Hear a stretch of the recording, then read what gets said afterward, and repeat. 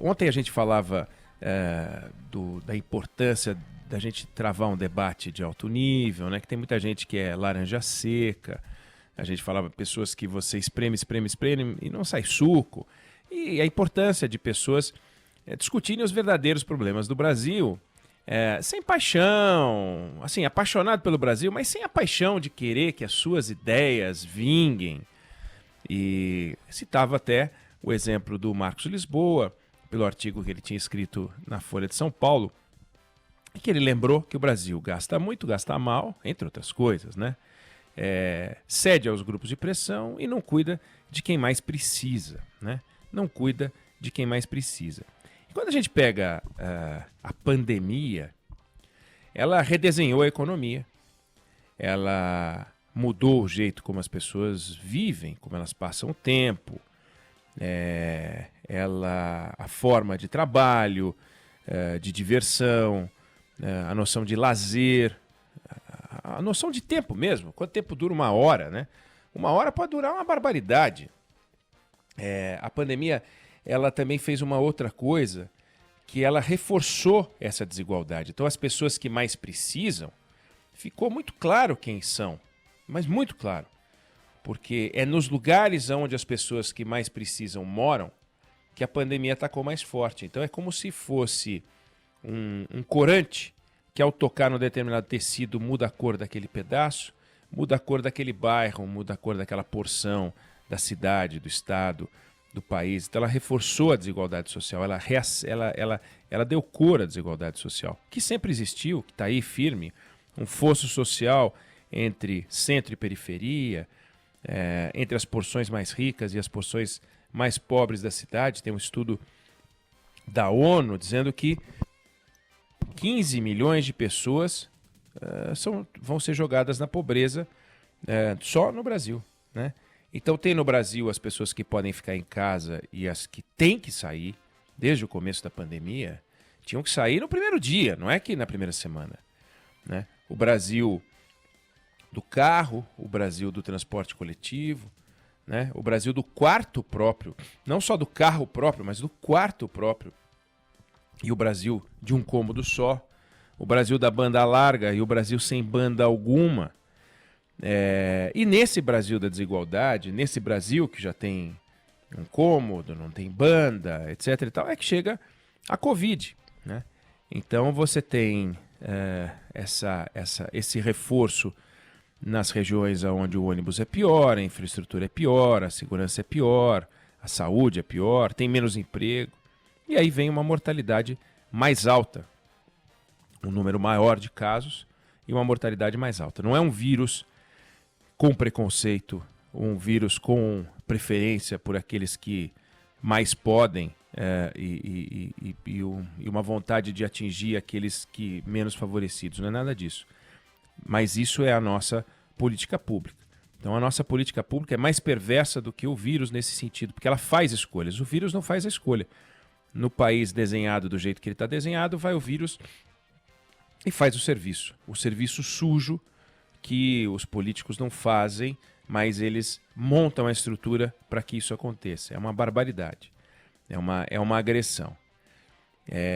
E nesse cenário em que você tem pessoas expostas mais do que deveriam, que se a gente tivesse saneamento, se a gente tivesse uma política de moradia mais sustentável, se a gente tivesse iniciado mais tempo, se a gente não tivesse esse desperdício assombroso que a gente tem de recursos públicos. Lembrando que no artigo do final de semana, o Marcos Lisboa diz que a gente gasta 3 vezes mais com as políticas sociais e, no entanto, a gente não avançou tanto para a inclusão das pessoas como os países que gastam 1/3. Então nós somos ineficazes, nós somos ineficientes. Nesse ambiente, muita coisa está mudando, muita coisa vai mudar ainda, coisas tolas, né? Os restaurantes vão ser diferentes, o buffet que acabou com o PF, lá atrás tinha o PF no Brasil, aí surgiram os buffets com os quilos e tal, isso mudou completamente, e mudou e tudo muda e tal. Tem algumas coisas, no entanto, que não deveriam mudar, né? E uma das coisas que não deveria mudar para que tudo pudesse mudar, né, no sentido de melhorar a cidade, é a civilidade, a relação entre as autoridades, a relação entre os governantes. E isso a gente entra semana, sai semana, a gente festeja no máximo 1, 2, 3 dias de calmaria para daí vir alguém aparecer para falar uma barbaridade, uma coisa inimaginável. E é incrível como a gente vai subindo a régua ou baixando a régua do inimaginável. Cada vez mais inimaginável. E se você tem um ambiente em que as pessoas dizem coisas inimagináveis, a razoabilidade vai embora. Quer dizer, eu apresentei aqui elementos de um quadro em que os governantes brasileiros trabalham contra a sociedade, principalmente contra quem mais precisa. E isso é um fato. Ao não trabalhar a favor, para incluí-los, eles estão trabalhando para que se perpetue um quadro de manutenção das desigualdades sociais. Isso não há dúvida. Não há dúvida. Por mais que se enganem, por mais que digam que façam políticas públicas, inclusivas, etc., a gente não tem uma conquista, não tem número que mostre isso. O que mostra aumentou o número de pessoas precisando de moradia e a gente construiu casa e nada mudou.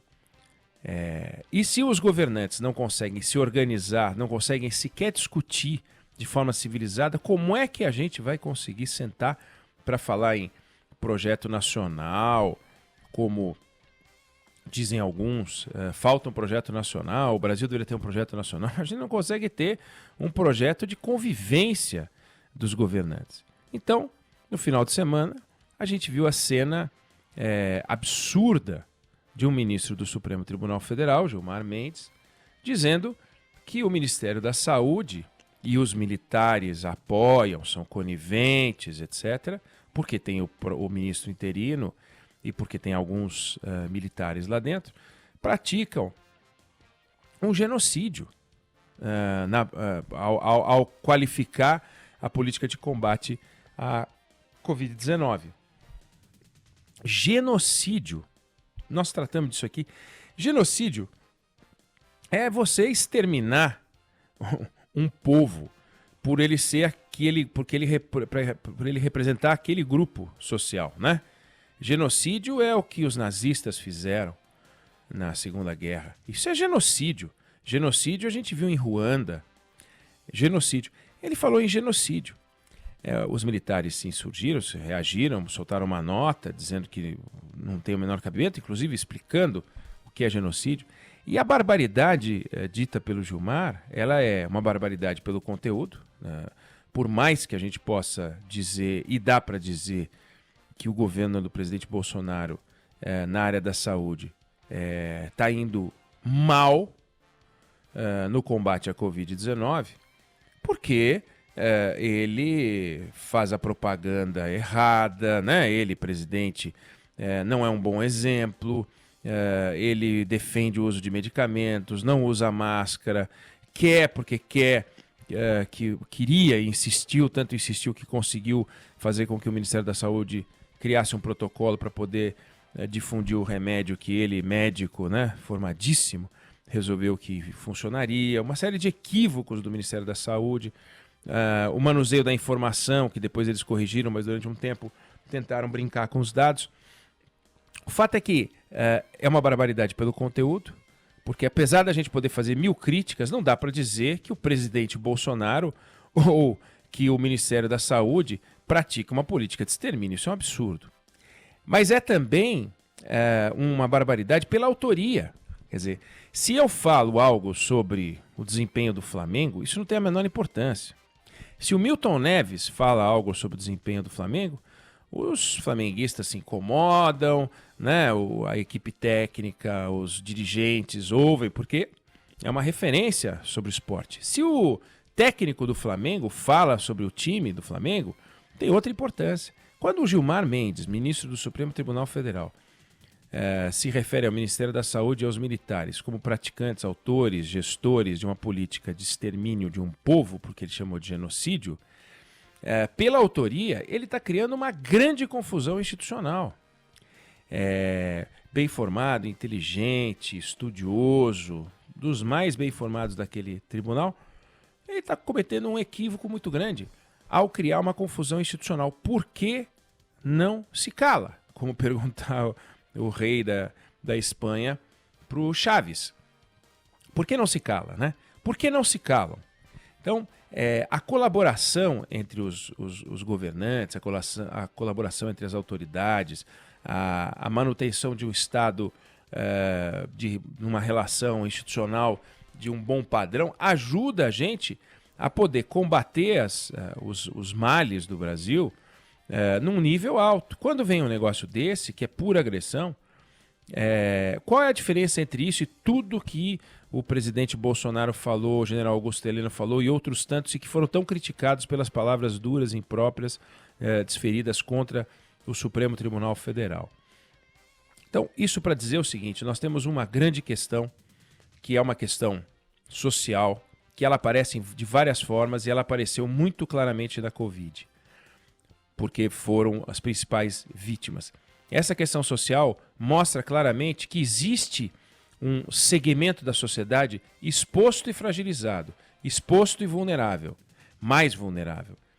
Essa camada precisa ser protegida, mas ela não constitui um povo no sentido de que existe uma política para exterminar esse segmento. Isso não faz o menor sentido. O que dá para dizer, e é preciso que a gente diga, todas as políticas públicas que o governo fizer, este governo, os governos estaduais, têm que ser voltadas justamente para essa parcela. Porque se não existe uma política de extermínio, e não existe uma política de extermínio, também não existe uma política de promoção que realmente seja eficiente, que realmente produza a mobilidade social. A gente já foi bom nisso no passado. Ultimamente tem sido um desastre. Então, nota 0 para o ministro Gilmar Mendes, nota 0 para as políticas públicas com tentativa de inclusão social, todas muito válidas, todas as bolsas, todos os auxílios, tudo que apareceu, mas a gente não está conseguindo mudar o cheiro da água. Ela continua com aquele cheiro podre lá, lembra da SEDAI do Rio de Janeiro. A situação não é boa, não é positiva. Agora, nota 0 de novo para o ministro, e precisamos ficar de olho justamente naquilo que mais importa, que é discutir os verdadeiros problemas nacionais e não ficar atacando uns aos outros, que não leva a gente a lugar nenhum.